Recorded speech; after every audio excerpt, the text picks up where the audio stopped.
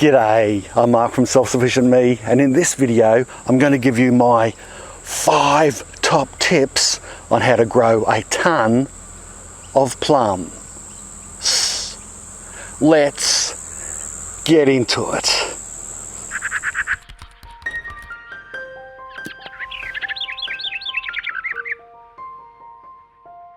Tip number 1 is netting or bagging. You can see on this apple tree here, I've bagged the fruit. Here, I have netted the whole tree. It's a small tree, so it's easy to net. The thing is with plums, and I suppose a lot of other fruits, they are extremely attractive to animals and insects, especially when they're starting to ripen. For sure, if you live in a remote area where you don't have pests, well, you don't have to cover the trees, do you? Or perhaps you could spray with a really potent pesticide, but if you do that, that defeats the purpose of organic gardening and kills just about everything else, all the good insects as well, so I wouldn't recommend that. Anyway, let's get rid of this net so that we can get to the fruit underneath. Now you'll see a fair bit of rotten fruit that is falling out. It's simply because I've left that net on for as long as possible so that most of the fruit had a chance to ripen. So I'm going to have a few overripe or rotten fruit, and that's unavoidable because trying to get in there every second day and pick those fruit as they're ripening is just a little bit too cumbersome and not worth the effort. But when you've got most of the fruit close to ripening or ripe, well then that's the time where you can pick them all, and you can see that these yellow ones here, they're close enough anyway for this variety especially, and that will ripen beautifully and taste nice and sweet. But did you know you can eat plums green? Yeah, it's true. A little bit of salt, they really do make a good crunchy, nice salty sweet snack. I'm just crushing up some of these really ripe ones to see, they're overripe, to see if there's any fruit fly larvae in them.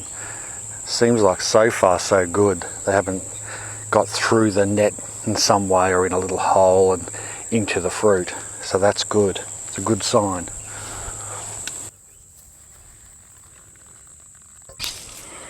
It's a nice sized one.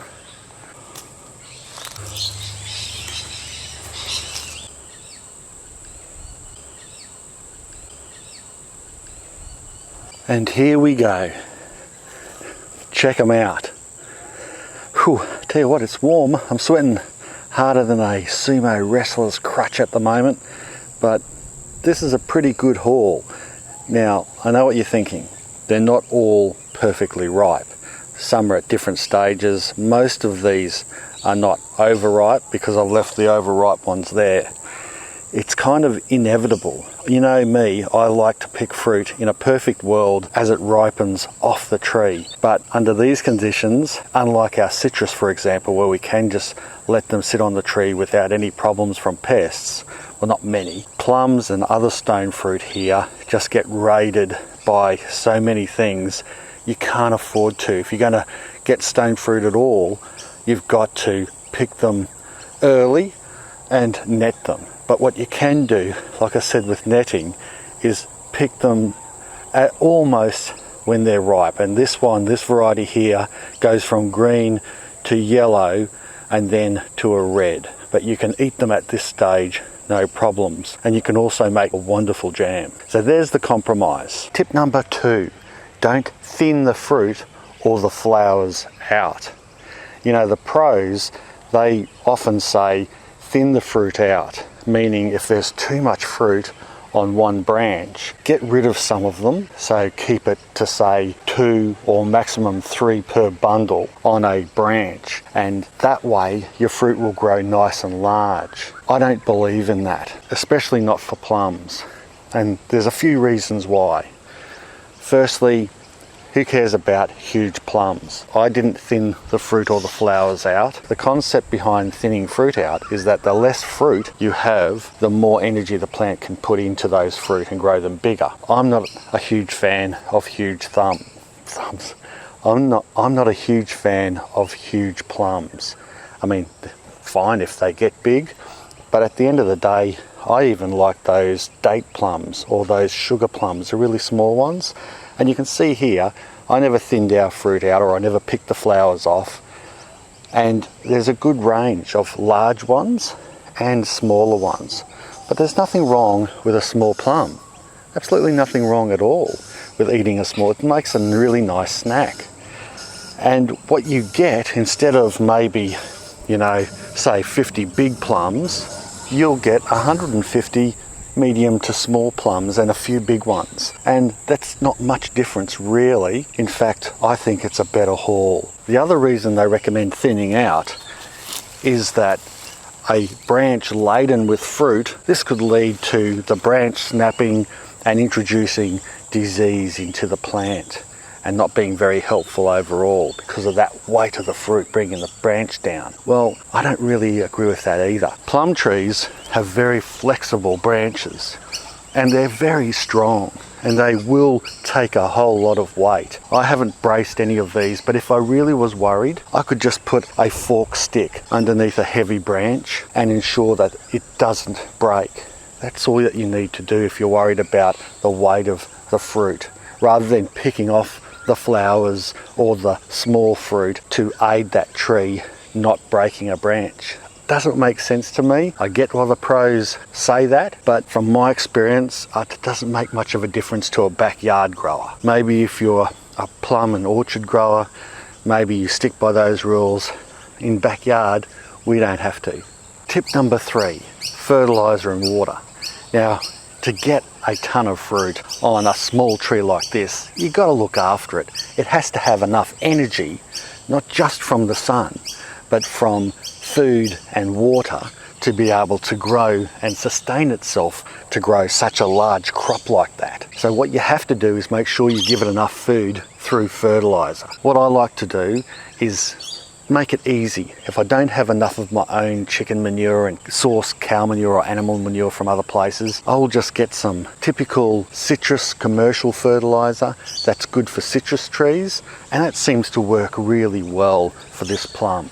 And that way, if I've got any spare, I can throw it under our many citrus trees anyway and help them out. But plum trees do fine with a good citrus fertilizer. Plus a good commercial citrus fertilizer usually has trace elements in it. These are those small micronutrients that can help plants get what they need when the soil they're growing in might not have those natively, and that's also a plus. And of course, you need to give it plenty of water. Now a plum tree, they will survive without water. They're very hardy. Well, they won't survive totally without water, of course, in the desert, but they will do well in drought conditions. But they won't fruit that well. And if they do fruit, the fruit will be really tiny and maybe not worth it. So you do need to give it some love, especially as it's flowering. When it's flowering, give it plenty of water. Let it know that it's appreciated and that it can sustain all that fruit, because if you don't, it'll naturally drop. It'll drop its flowers, it'll drop its fruit, saying, well, I'm not going to expend so much energy this time because I'm feeling like I'm not getting enough from the surroundings. So I will conserve energy by not producing as much fruit. Tip number 4, grow your plum tree in the right area. Now, I said plum trees are very hardy and they will suffer most soils and conditions, but what they will hate is anything that's slushy or boggy. You can't have a plum in really heavy soil. You can have it in clay soil as long as it's mounded and the clay is in a higher area and it's not going to get sodden. So we've got clay all over our property. Down the back there I've tried growing plums. The problem is the plum will grow well for a little while and then it will slowly perish because its taproot and even feeder roots reach the clay and the clay stays wet too long. It will try its best, but it just won't produce very well and eventually die. Up here, the topsoil is actually thinner. It's not as much topsoil here, but we mulch them well. In this case, it's mulched by a natural covering of gazania flowers, which is interesting in itself. It's a living mulch. And that seems to work well with this tree in particular. So I'm testing that out at the moment. For a living mulch and a living plant, it doesn't really suck too much energy, obviously, out of the tree, which is a good thing, maybe an extra tip. But although the soil isn't the best here, and it is also clay, it doesn't get sodden because we're at the top of the hill, and so the clay doesn't stay wet for very long, even through our wet season. And therefore, the plum tree is growing fine. Of course, the better the soil and the better the location, free draining, good black soil with plenty of compost and everything like that, and a nice mulch around the base of the tree, you're going to get better results. I'm just demonstrating here that even in ordinary soil, you can still get good results as long as you look after it. And tip number 5, and the final tip, is variety.